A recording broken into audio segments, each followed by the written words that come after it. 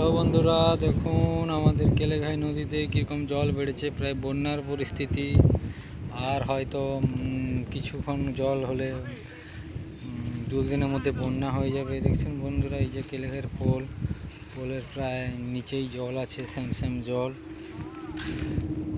এটা হচ্ছে বেলটির ঘাট, কেলেঘাইয়ের পোল। দেখছো বন্ধুরা কীরকম পরিস্থিতি, অনেক লোক বন্যা এই জল বাড়ার জন্য দেখতে আসছে। কী অবস্থা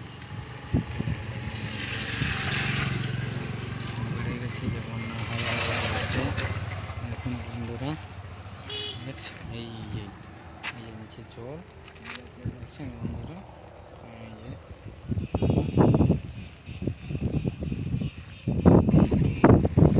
ভয়ঙ্কর ব্যাপার বন্ধুরা। বৃষ্টির মধ্যে এলাম আপনাদেরকে দেখানোর জন্য।